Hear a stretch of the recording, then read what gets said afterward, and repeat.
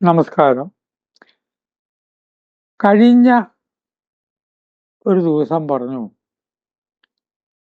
ഗർഭപാത്രത്തിൽ കിടക്കുമ്പോൾ സഹായിച്ച ആ ശക്തിവിശേഷത്തെക്കുറിച്ചുള്ള ഒരു അന്വേഷണമാണ് നമ്മുടെ ജീവിതം. അതാരാന്ന് മനസ്സിലാവാത്തത് കൊണ്ട് നമുക്ക് വഴിതെറ്റുകയാണെന്ന് പറഞ്ഞു.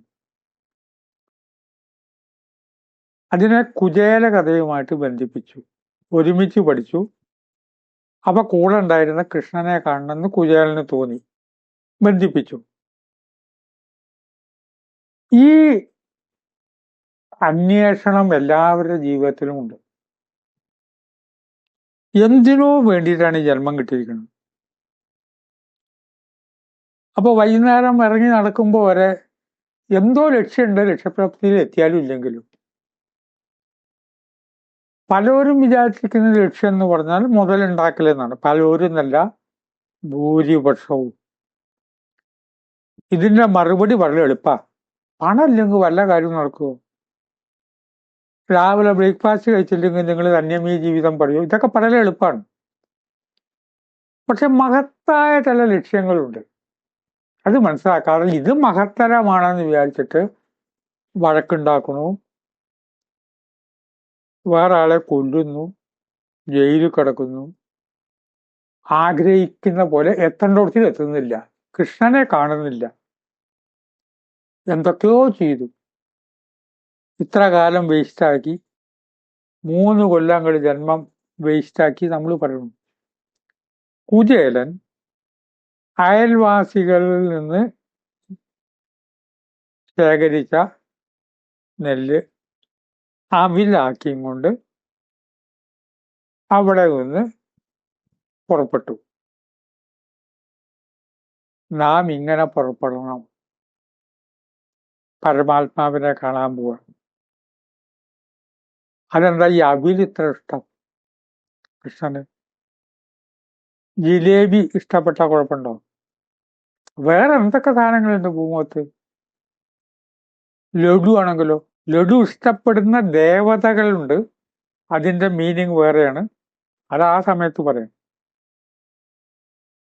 കൃഷ്ണൻ അവിലിഷ്ടം. ഒന്നുകൂടി പറഞ്ഞാൽ കൃഷ്ണൻ ഒരർത്ഥത്തിൽ അവിലാണ്. അവില് എന്ന് പറഞ്ഞാൽ എന്താണ്? ധാന്യം വറക്കും, എന്നിട്ട് ഇടിക്കും. അവിലിടിക്കുക എന്ന് പറയും. എൻ്റെ ബാല്യത്തില് പട്ടാമ്പിക്കാരെ അവിലിടിക്കണ ഞാൻ കണ്ടിട്ടുണ്ട്. ഇന്നിപ്പോ നെല്ല് കുത്തലൊന്നുമില്ലല്ലോ, അതിനൊക്കെ യന്ത്രങ്ങൾ വന്നു. അപ്പൊ അവിലിങ്ങനെ ഇടിക്കുന്ന കാര്യം പെട്ടെന്ന് മനസ്സിലാവില്ല, യന്ത്രവൽകൃതമായതുകൊണ്ട്. വറുത്ത ധാന്യത്തെ ഇടിച്ച് ഭക്ഷിക്കുന്ന പരുവത്തിൽ ആക്കി.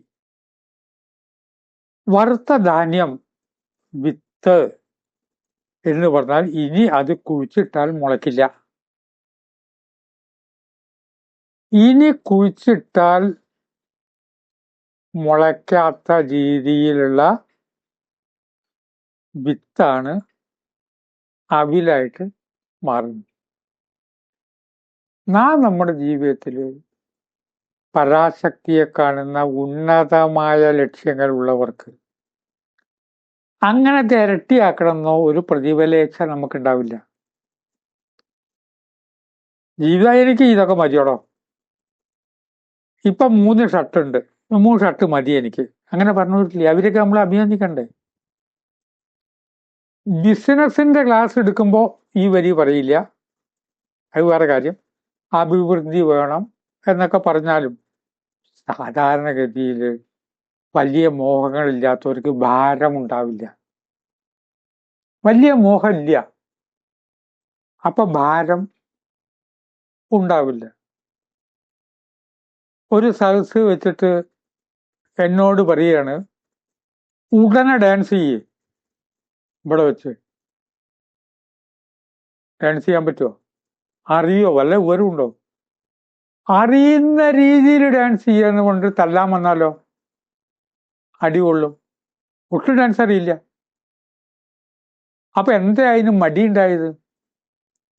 മടിയുണ്ടായത് ഒട്ടും അറിയാത്ത ഒരു വിദ്യ പ്രകടിപ്പിക്കുമ്പോൾ ആളുകൾ കൂവും.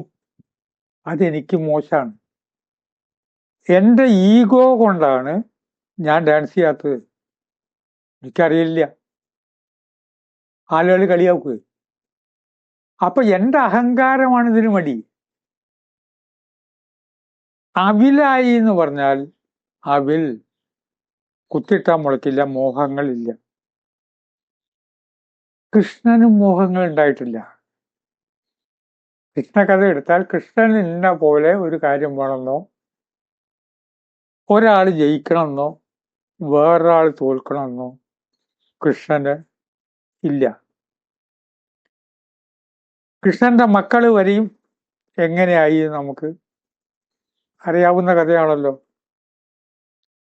ആ മക്കള് തമ്മിൽ കലഹിച്ചു, കൃഷ്ണൻ ഇടപെട്ടിട്ടില്ല. സമൂഹത്തിൽ ചിലവർ ബന്ധുക്കളോട് ഇടപെടുന്നവരുണ്ട്, ഇടപെടാത്തവരുണ്ട്. ചിലവർ ഒന്നോട് പറയില്ല മക്കളുടെ കാര്യത്തിൽ, അവന്റെ ഇഷ്ടപ്രകാരം എന്തോ ഞാൻ ഇടപെടുന്നില്ല. ഇന്ന് പരിഹാസമുണ്ടെങ്കിലും സ്നേഹിക്കുന്നവർക്ക് ഒരു അബദ്ധം പറ്റുമ്പോൾ നമ്മൾ പറഞ്ഞു പോകും, മക്കളോട് പറഞ്ഞു പോകും. കാരണം അവര് കഷ്ടപ്പെടുമ്പോൾ നമ്മളത് കാണണ്ടേ. അപ്പൊ അവര് നന്നാവണമെന്നൊരു മോഹമുണ്ട്. കൃഷ്ണൻ അതും പറഞ്ഞിട്ടില്ല. ഒരു ക്ലാസ്സോ ഉപദേശമോ ആർക്കും കൊടുത്തില്ല, അവർക്ക് ഗീത ഉപദേശിച്ചു കൊടുത്തില്ല. കൃഷ്ണൻ എന്താ ഇഷ്ടം? അവിൽ. അവിൽ എന്ന് പറഞ്ഞാൽ കരിഞ്ഞ മോഹങ്ങൾ, ഇനി കുത്തിയിട്ടാൽ മുളയ്ക്കാത്ത മോഹങ്ങൾ. അതുകൊണ്ട് അമിതമായ മോഹങ്ങളെങ്കിലും ഇല്ലാതിരിക്കണം ജീവിതത്തിൽ. ചെറിയ കുട്ടികളോട് മോഹമൊന്നും പാടില്ലടോ എന്ന് പറഞ്ഞാൽ ശരിയാവുകയില്ല. പക്ഷെ ഒരു കാര്യമുണ്ട്, ആ പ്രായം അർഹിക്കുന്ന മോഹങ്ങളെ ഉണ്ടാകാൻ പാടും. അതെങ്കിലും നമ്മൾ അംഗീകരിക്കണം. ഇപ്പൊ എത്ര വയസ്സായി? 97. ആ പ്രായം അനുവദിക്കുന്ന മോഹങ്ങളെ പാടുള്ളൂ ഏതൊരു കാര്യത്തിൽ. ഈ അവിലിന്റെ കിഴിയുമായിട്ടാണ് കുചേലൻ നടക്കുന്നത്. ഇവിടെ നടത്താന്ന് പറഞ്ഞാൽ ജീവിതയാത്ര തന്നെയാണ്. അത് നടക്കണം. ഹെലികോപ്റ്ററിൽ പോയിട്ട് ഇറങ്ങാൻ സാഹചര്യം ഉണ്ടായിട്ടുണ്ടെങ്കിൽ വല്ല കാര്യമുണ്ടോ? കേദാർനാഥിലോ ബദരിനാഥിലോ ഹെലികോപ്റ്ററിൽ ഇറങ്ങിയാൽ ശരിയാവൂ?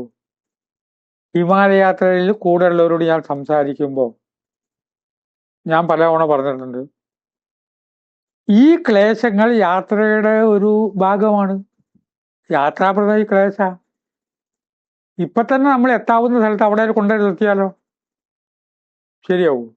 അവിടുത്തെ വിഗ്രഹം മുമ്പ് കൊണ്ടു വെച്ചു, നോക്കിക്കോ, ഇഷ്ടം പോലെ വിഗ്രഹത്തിൽ നോക്കിക്കോ, ശരിയാവൂ? ആ പ്രയാസം, തടസ്സം, ഉറക്കമില്ലായ്മ ഈ നടത്ത ജീവിതത്തിന്റെ ഒരു ഭാഗം ആണ്. ഞാൻ ഏറ്റവും ക്ലേശിച്ചത് കേദാർനാഥ് പോകാനാണ്. ക്ഷീണം എന്ന് പറഞ്ഞാൽ എന്താന്ന് അങ്ങോട്ട് മനസ്സിലായി. ക്ഷീണം എന്ന് പറഞ്ഞാൽ നിവൃത്തിയില്ലാതെ വന്നു. കൂടെ വരുന്നവർക്ക് സഹായിക്കാൻ പറ്റുകയില്ല. വലിയൊരു ഗുണപാഠവും പഠിച്ചു. നമ്മുടെ ജീവിതയാത്രയിൽ മറ്റുള്ളവരെ സഹായിക്കണം എന്ന് പറഞ്ഞാൽ ചിലപ്പോൾ പറ്റില്ല. ട്രെയിനിൽ കയറണമെങ്കിൽ വേറെ 2 റെയിൽവേ ലൈൻ മുറിച്ച് കടന്നിട്ട് ഈ പ്ലാറ്റ്ഫോമിലേക്ക് കയറേണ്ട ഒരു സിറ്റുവേഷൻ വന്നു. എന്താ സിറ്റുവേഷൻ! എങ്ങനെയോ കഷ്ടപ്പെട്ടിട്ട് ഞാൻ കീഴ്പ്പെട്ട് ചാടി ബാഗും പെട്ടിയൊക്കെ എടുത്തിട്ട് ഞാൻ ഇങ്ങോട്ട് കയറി. ഭാര്യ കൂടെ ഉണ്ട്, സഹായിക്കാൻ പറ്റിക്കൊള്ളുന്നില്ല. അത് ആ പ്രാധാന്യം അവൾക്കും അറിയാം. എങ്ങനെയോ 2 പേരും കയറിയപ്പോണ്ട് ബാഗുമായിട്ട് അപ്പുറത്തുനിന്ന് വളരെ വയോധികയായിട്ടുള്ള ആളുകളെത്തി, യാത്രാ സംഘത്തിലുള്ളതാ. ഇറങ്ങിയിട്ട് അവരെ സഹായിക്കണമെന്ന് മനസ്സ് പറഞ്ഞു, പറ്റുന്നില്ല. ക്ഷീണം, തളർച്ച, ഇത് ജീവിതയാത്ര. എന്നിട്ടും ആളുകളെടുത്തി ഒറ്റയ്ക്ക് പരാശക്തി സഹായിച്ചു. അല്ല, ഇവിടെ വന്നു കയ്യട്ട പിടിച്ചു എന്നുണ്ട് പ്ലാറ്റ്ഫോമിൽ നിന്ന് കയറാൻ. ഇങ്ങനെയൊക്കെ അവിചാരിത സാഹചര്യങ്ങൾ ജീവിതത്തിൽ ഉണ്ടാകും. കുചേലന്റെ നടത്ത നമ്മുടെ ജീവിതത്തിന്റെ നടത്തയാണ്. എന്തിന്? കൊടുക്കുന്ന എന്താണ്? അവില്. അവില് എന്ന് പറഞ്ഞാൽ എന്താണ്? കരിഞ്ഞ മോഹങ്ങൾ. കരിഞ്ഞ മോഹങ്ങളുമായിട്ട് ചെന്ന ആൾക്ക് ഇനി മോഹമുണ്ടോ? എന്തെങ്കിലും ഒരു കാര്യം സാധിക്കണമെന്ന് മോഹം ഉണ്ടാവുമോ? അവിലും കൊണ്ടാണ് പോണത്. അത് സ്വീകരിക്കുന്നത് കൃഷ്ണൻ. ഇന്ന് പറഞ്ഞത് ഈ എപ്പിസോഡിൽ മുഴുവൻ കഴിഞ്ഞില്ല, യാത്ര തുടങ്ങിയതേ ഉള്ളൂ. അടുത്ത എപ്പിസോഡിൽ തുടരാമെന്ന് പറയുന്നു. നമസ്കാരം.